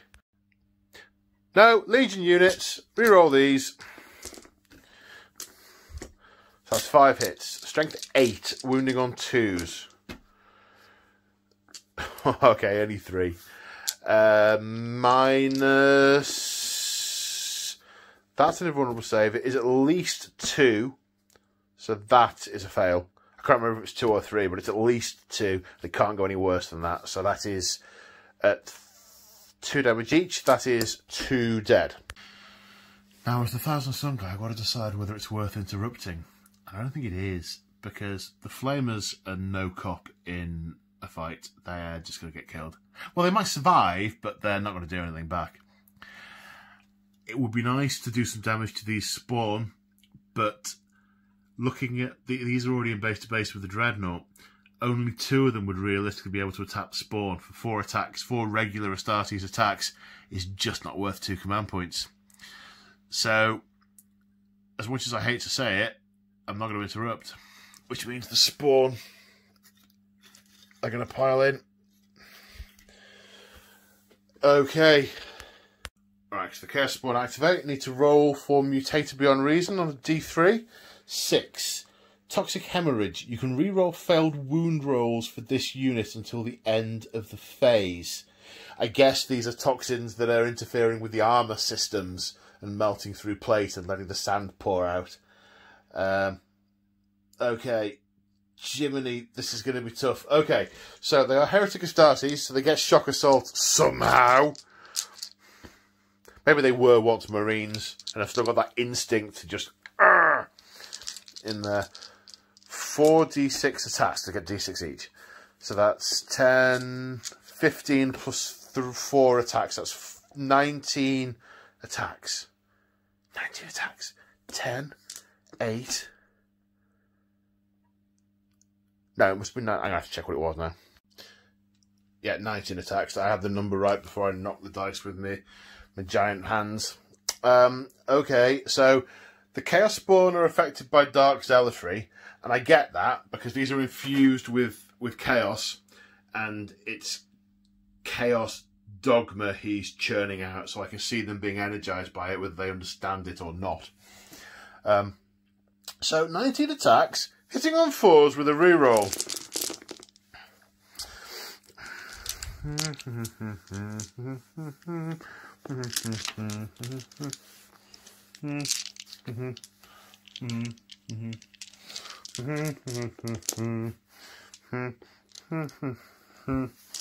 Okay. So he's on a strength 5, toughness 4, running on 3s with a reroll for toxic hemorrhage. That was a wound. And 3s. Okay. So, what's the damage for the hideous mutations? Okay, it's -2, the perfect number, and 2 damage. So no +1. So these are saves for 5+. Each one kills a rubric marine. There's only 5 left. Okay, well, these are saves. That's good. That's good. They're saves. How many? Oh, 5, 10. 10 dead. Do we have 10? We do not. Okay, the Thousand Suns dropping like flies there. Right, now to activate... Oh, which order to do it in? Because it's not one unit. I'll go for the Apostle first. Activate the Dark Apostle. Okay, so with Shock Assault and Omen of Potency, he has 7 attacks. 7 attacks! Hitting on 2s, rerolling 1s. Sorry, rerolling misses because of Dark Zealotry. Okay, so that's 7 hits. With his Cursed Crozius, his strength is currently 5, so wounding on 3s. So that's 6 wounds. -4 is irrelevant, so 4 up saves. Each failed is a dead, exactly average. 3 dead flamers. And after the legionaries pile in and attack as well, the flamers have 7 more 4+ invulnerable saves to take. Failing 3 of them, killing 1.5. And after the cultist fight, the horrors have 4 saves to take, failing 1 of them. With its energy divided, 2 blue horrors appear in its wake. After the horrors pile in and attack, the cultists have 2 6-up saves to take, failing 2. 2 of them get dragged down. Let's take 2 from this end. Let's make it nice and easy. Okay, I forgot to pile him in, but the flamers fought back and did no damage. Oh shoot! Okay, I've just seen that those... Oh man, look how close those legionaries moved to pile in to get the flamers. They had absolutely gone with the engagement range of the Terminators. Isn't what I intended, but this is a big morass, a big whirling mass of combat. Mistakes happen. I'm not a gamey gamer, so Terminators pile in and attack. Oh, I have to work out those stats. Okay, so it's a total of 8 attacks. Do them all at once. 6 with power swords, 2 with a force stave. This moves in a little bit more. There we go. 3s to hit, rolling 1s because of the proximity of the Exalted Sorcerer. So 1 to reroll. Okay, strength 5. What's the strength of the stave? +2, I think. Oh, hang on. There's a new thing, isn't there? I say new, it's quite old now, but I must remember its existence. Force stave is +3, -1. Right then, so either way it's 3s to wound. Thanks, Paul. 3s to wound. Okay, so it's -1 to save the stave, and 6s to save the power swords. So the stave saves 1 6 saves. That's 2 dead marines. Sorry, 2 wounds, 1 dead marine, 1 dead legionary. Okay, I expected them to hit a bit harder. Alright, never mind. Right then, so Those legionaries lost 3 this turn, but their leadership is currently 10, so they cannot fail. The cultists lost 2, they could fail. They don't. The flamers lost 6. 9. I think that's a fail. So 1 runs and the other one run a 1 or a 2. The flamers disappear back to the warp. Their energy is shattered and just absorbed into the swirling ether of this Temple of Tzeench. Okay. So, that hurt. There's a lot of word bearers in the middle of the table now. Oh, what to do and where to do it and how to do it. I need to think. Okay, so here we are after the movement phase. This is the Thousand Suns army. Apart from a few horrors, but let's be honest, those guys are there for the game now. Oh, okay. And I think it's definitely fair. Oh, I've come up without any dice, like a muppet. I think it is definitely fair to say that Thousand Suns and Tzeench are a thinking person's army. Right, straight to the psychic phase. We're going to start with Gaze of Fate from the from Changecaster. Cast on an 8. The guy is not going to attempt to deny that. Oh yes, the Rubric Marines fell back after the Sorcerer sort of tucked round and formed a defence behind him, which is good. Okay, so now... Oh, and I haven't got the bit... And it's over... Oh, hang on. Right, so now the Exalted Sorcerer will attempt to cast Seeded Strategy on the Rubric Marines, allowing them to act as though they hadn't fallen back on a 6. Which is cast on an 11. Okay, well, realistically, that... Well, the Master of Possession does want to deny that, but it might as well save it for something else. Okay, so I now need to do the rest of his psychic powers before moving on. I say the rest.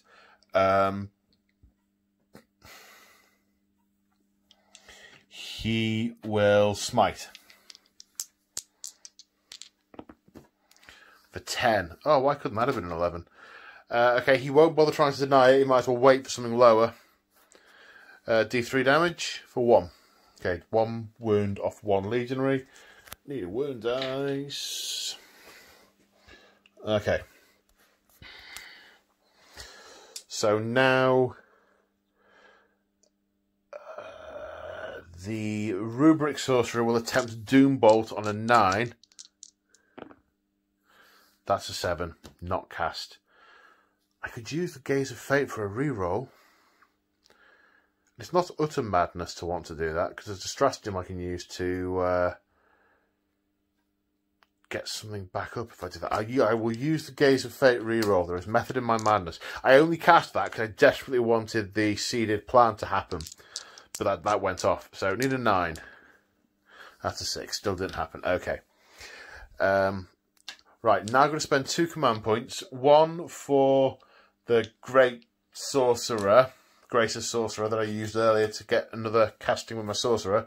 I'm also going to spend 1 for Chaos Familiar to switch out... Oh,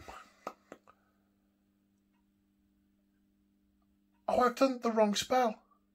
I didn't mean to cast Smite. I meant to cast Tzeench's Firestorm. Right, hang on. In which case, that's a screw-up. So, I really wanted to snipe him with the Gaze of Chaos. Never mind, I've done it now. So, hang on, scratch that. Not spending a command point for Chaos Familiar. I will just cast Tzeench's Firestorm on the Marines in front of me.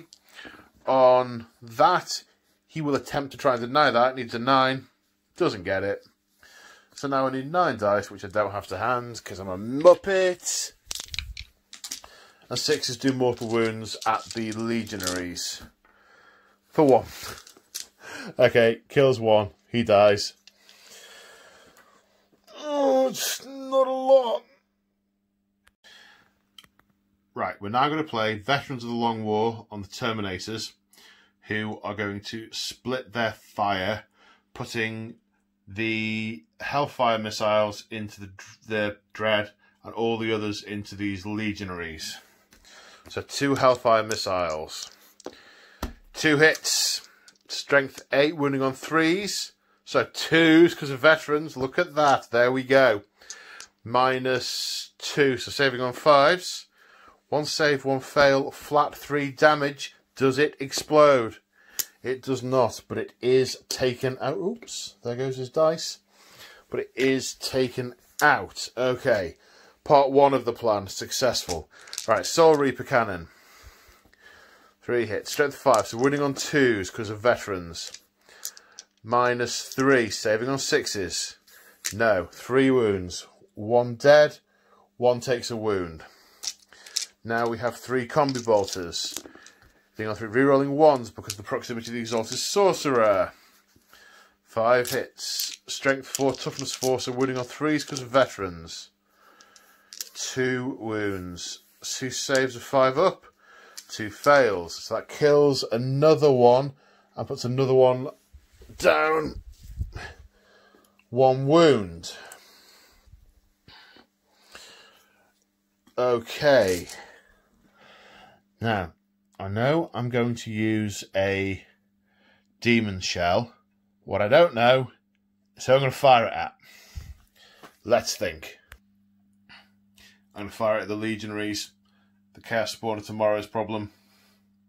Although that said, it could make the difference of 7 attacks. Now I'm going to fire at the Legionaries. Hitting on a 2. If I miss, it does D3 damage to me. Hits, does D3 mortal wounds for 3. Finishes that one off and kills this other one. Oops, come here, you. Right then. Now, do I charge the... Oh, yeah, I do, don't I? Well, sorry, I'm trying to work out now whether I charge... So I'm going to use the Exalted Sorcerer with the Scarab-Cut Terminators to charge. They're definitely going into the Legionaries. That's only a couple 2-inch charge. That's they're in. The question is whether I go for the Dark Apostle as well. Now, if I go for the Dark Apostle as well, I'll need like a 5 or 6-inch charge, which I might not get.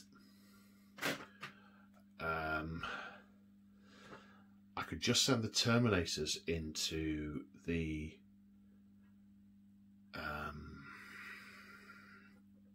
I could just send the Terminators in against the Legionaries to kill them, and the Exalted Sorcerer could go in against the Spawn. Does D3 damage a time? No, it's not going to be enough. If I just go for the Legionaries, I will be counter-assaulted into. Maybe what I want to do actually is leave the Sorcerer back there and leave him out the fight.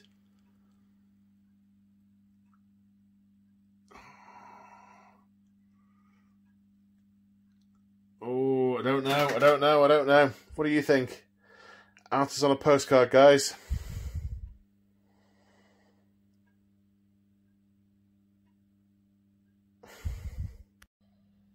Okay, no guts, no glory. The Terminators and the Exalted Sorcerer are going to charge both the Legionaries and the Dark Apostle. I mean, what could go wrong? 9. That's in. Now, he does have enough command points to interrupt, so we are most definitely... Oh. Do I want to heroically intervene with the Master of Possession? I certainly do.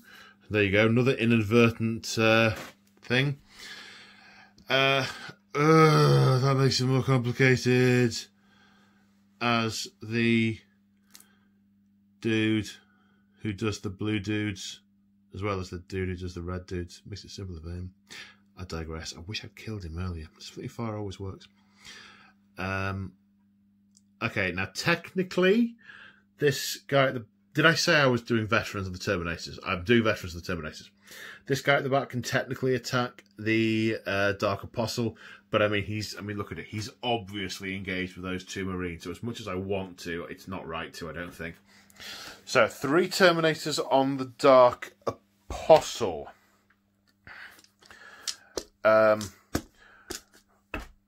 Right, hitting on 3s, rerolling 1s. First off, we have the Force Stave. Reroll those 2 1s. 2 hits. Strength 7, so winning on a 3. Veterans, winning on a 2. So that's winning on a 2.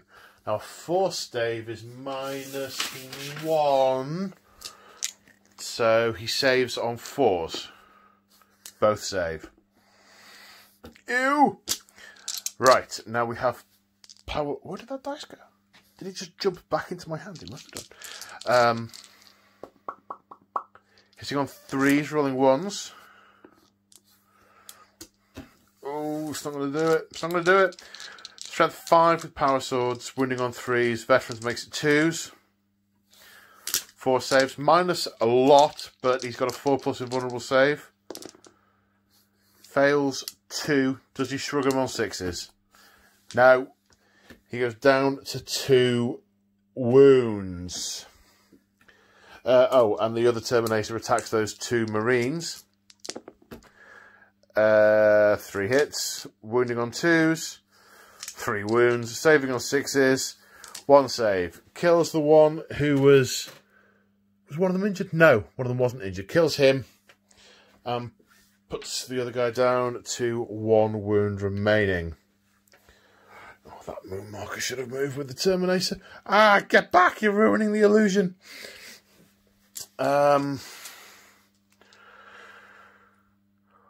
Right. Do I want to spend the command point and interrupt? Because the Exalted Sorcerer isn't going to get through. He's just going to kill that legionary. Don't give 2 hoots about his life. I'm going to save the command points. Okay, the Exalted Sorcerer has some attacks. Let me check. I'm glad I checked. I thought, oh, it'll be 3. But no, it's 4 plus shock assault. 5 attacks. Wounding on 3s because of strength 7 with his Force Stave. -1, saving on 4s. Now 2 get through, 2d3 damage, 6 wounds. This last guy is toast. Now, do I want to pile in 3? He moved slightly. Do I want to pile in 3 inches and engage the Apostle? No, the Apostle hasn't fought yet. That would be very silly. I would like to be closer to the thing. No, it's no good. But then again, I'm going to be exposed to those Chaos Spawn. Urgh!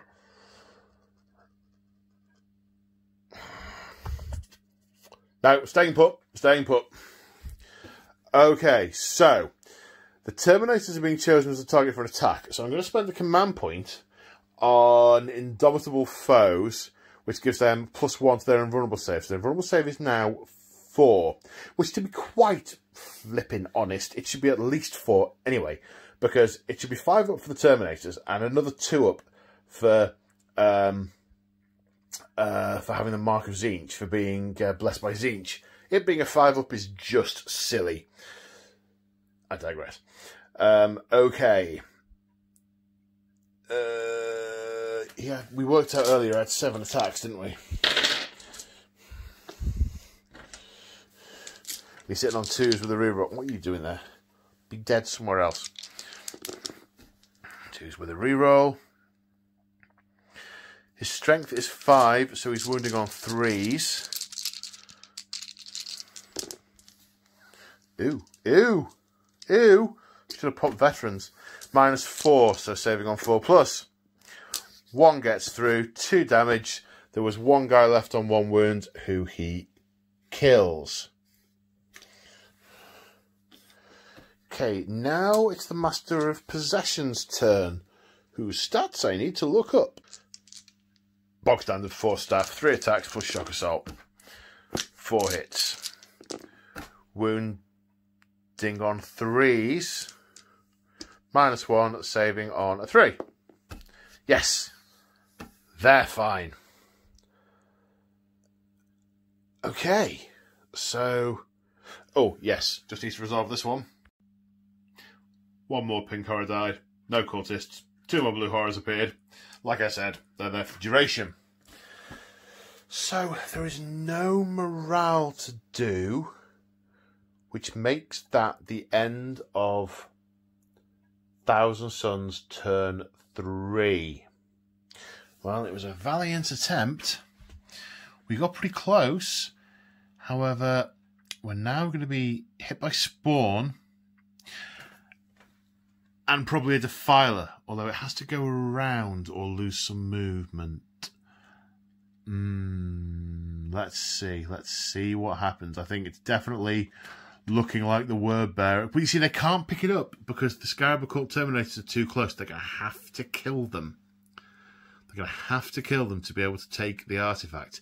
So it's going to come down to that fight in the centre of the table. And who can survive it? Okay, let's go on to word bearers, turn 3. Okay, the Defilers come clanking round. And the Spawn are looking to barrel into whatever's in front of them. They don't know it's 2 units. They don't care. They're just going to go straight in to whatever they can see. Psychic phase. The Master of Possession is going to... Oh, the artifact's been nudged out the centre of the table. That's not good. The Relic. The Master of Possession is going to attempt to smite. These things need to be taken down on a 5. That's a 10. Dispelled on an 11. I've realised a minute ago the Master of Possession has got a rule that disrupts Psychers, but I guess it will only really affect next turn. Need an 11 to deny? No. Okay, so the smiting has smitten for 1 wound. 1 wound. Okay, leaves 2 wounds. Let's put it on this guy. 2 wounds on that guy. The Defiler has no targets because that guy is within 3 inches of a unit at 3 or more models, and he's further away. He can't see through that ruin to get to that guy, so there are no targets for the Defiler's guns. So we are... No, we have some pistols. Okay, so there's a pistol on the Dark Apostle. Hits. Wounds. 2 up save. Saves. Yeah, why not? The Master of Possession will slide another demon shell. Well, we'll slide a demon shell of his own into his gun. Needs a 3+ to hit. Don't miss.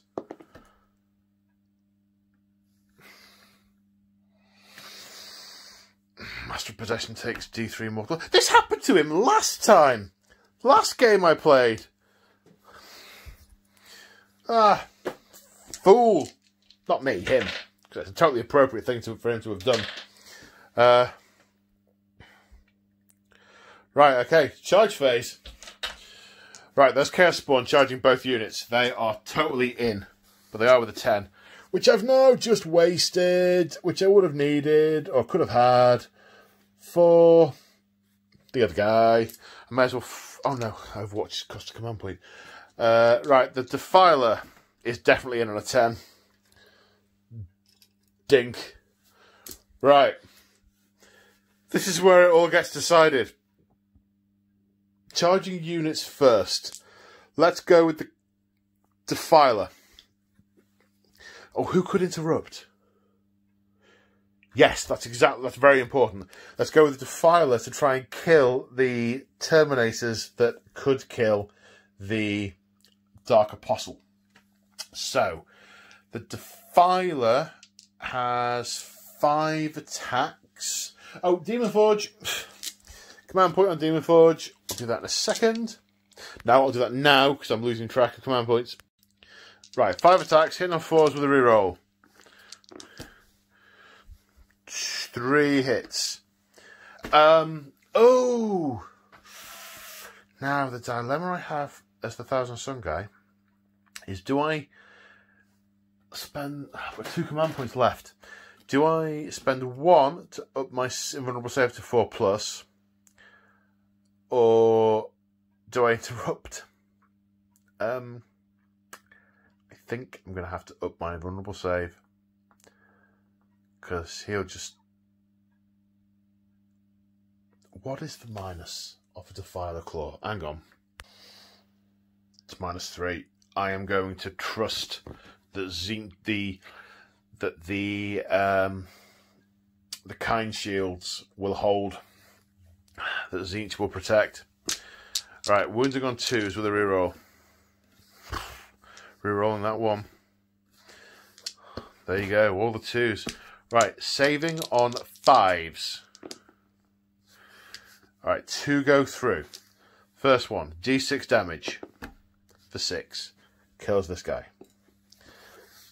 The second one, D6 damage for 2. Does not kill this last guy. He has 1 wound remaining. Okay, so he died. Now they're not... realistically, they are meant to be in base to base, aren't they? Oh, I know I can pile this guy in and use him to attack him. It just feels wrong. So 2 command points to interrupt. Right. So the... Oh, no, blue dice. Must do this with blue dice. The Sorcerer against the Dark Apostle. May as well use the last command point for Veterans of the Long War. Let's go all in. Right. Okay, come on. Now, hang on. There is no last command point. I've just spent 2 interrupting. Get it right, Paul. Okay. Hitting on 3s, rerolling 1s. Those 2s are annoying. Wounding on a 3, because it's strength 7. Wounds. -1, it's saving on a 4+, which he does. Okay, no dice then. Right, the other Terminator attacking the spawn. Reroll the 1. Hits 3 times. Wounding it on a 4, because it's strength 5, toughness 5. 1 wound. No save. Takes the injured one down to 1. Doesn't make any demonstrable difference.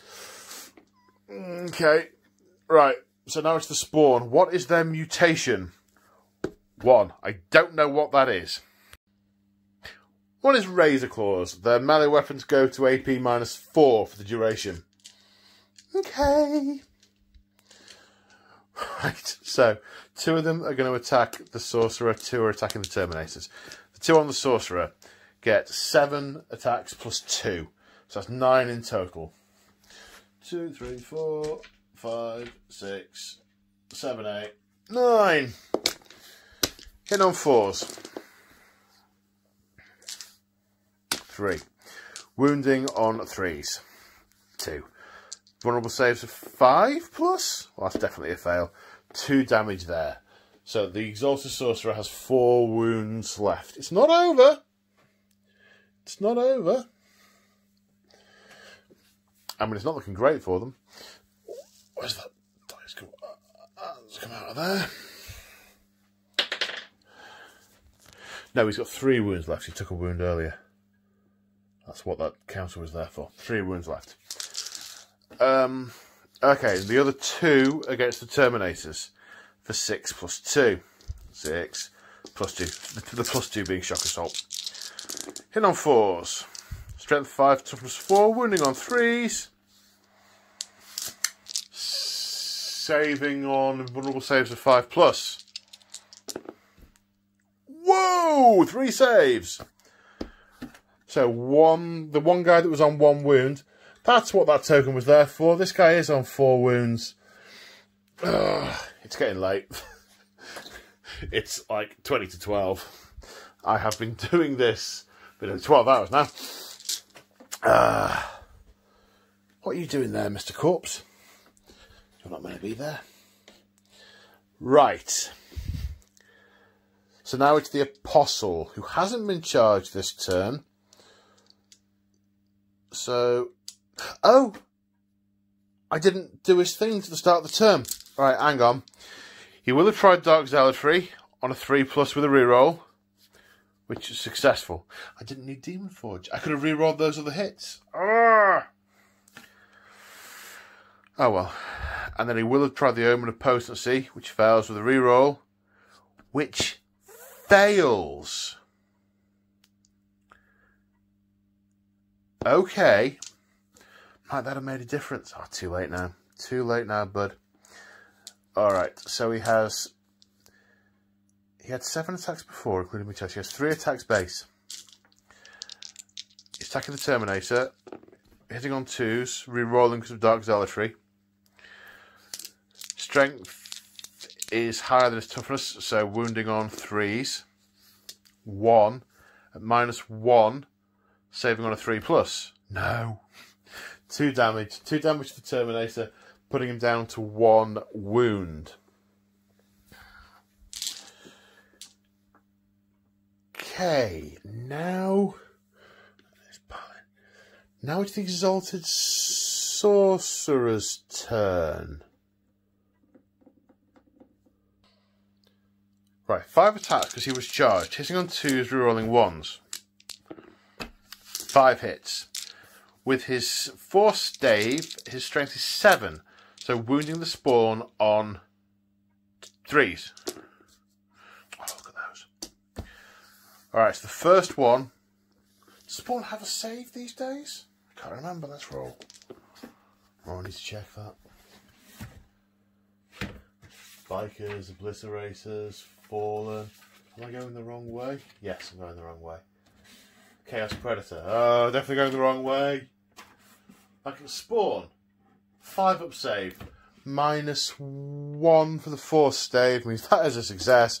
So that one just kills off this one guy. Right, Terminator leadership is high. But let me roll it. 5 and 3. It's not going to be less than 8. Spawn. That. Lost 1. 7. Numbers. That's number 1. Chaos Spawn have a leadership of 9, so they are okay. And even if they didn't, they could use the Dark Apostle's leadership, or more to the point, him exerting his will upon them. Right, time to resolve this. Yeah, I just realised I've done that in a really funky order, but never mind. 2 cultists died, no horrors this time. Right, Thousand Suns turn 4. Okay, so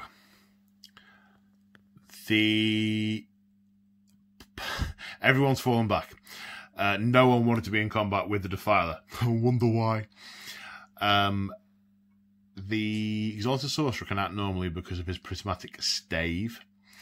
The Scarab Occult Sorcerer will hopefully be able to act normally because of seeded strategy. The only dilemma I have is whether or not I try and do Gaze of Fate to have the reroll just in case I need it for seeded strategy, or whether it's a smite. Let's put my faith in Tzeench. Let's go for seeded strategy. Casting on a 6. Tzeench is fickle.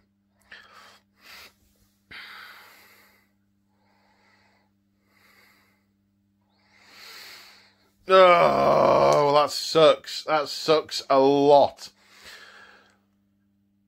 Right then, I need to finish off with him before I do anything else.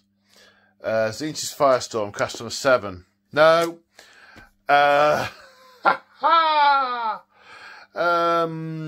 Right, the pink guy, smite on a 5. Cast on 7, D3 for 3. Puts this one down to a mortal wound. I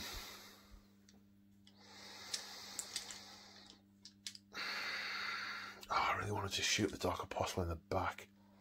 Never mind. Okay, so in the shooting phase then, there's really nothing. Oh, I can still try and smite over here. 5+.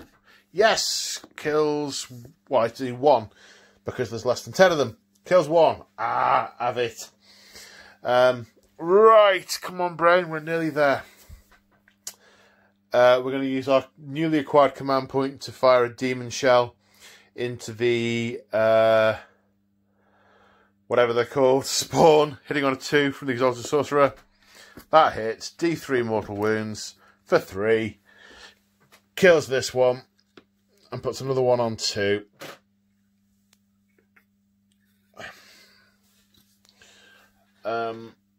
Now, you see, I wanted to shoot and charge and do all those things. Never mind. Right, the Exalted Sorcerer will now charge the spawn and the Dark Apostle.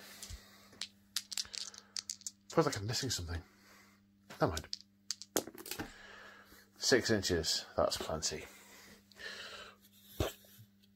Boom.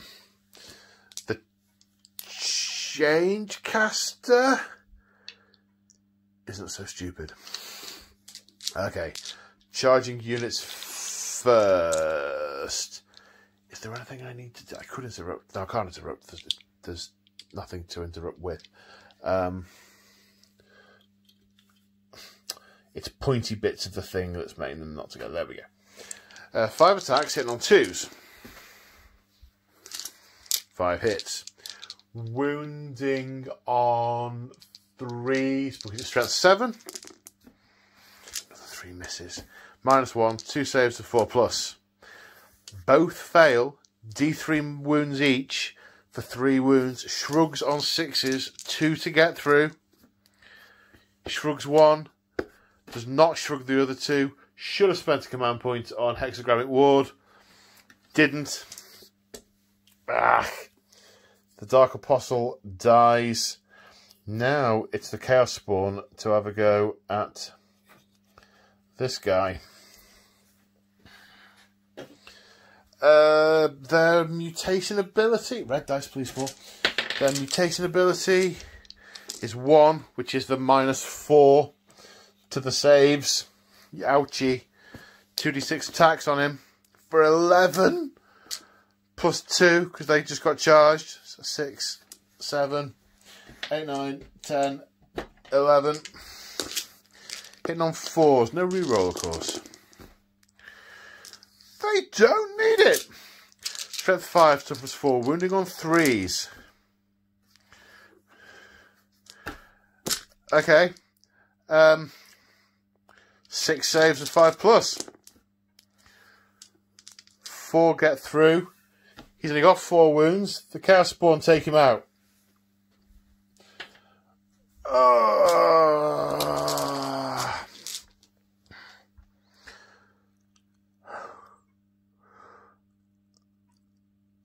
Right then.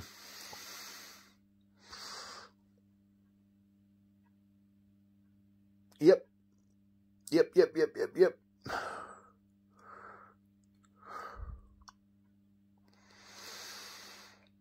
So that's the end of Thousand Suns turn 4.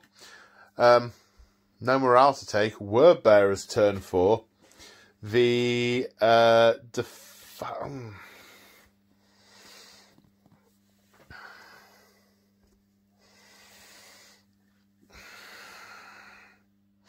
what should the Defiler do?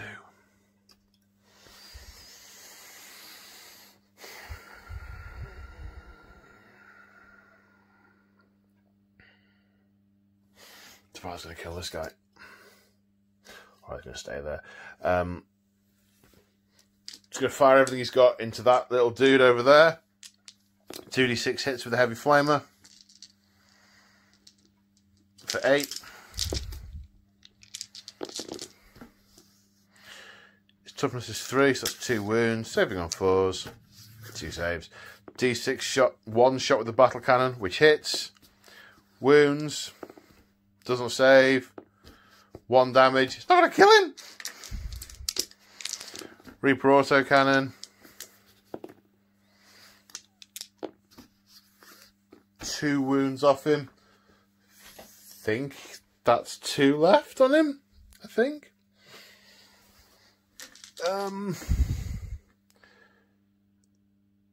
Yeah, I think that's 2 left. Charge phase. The Spawn are going to charge the Terminator. They're in.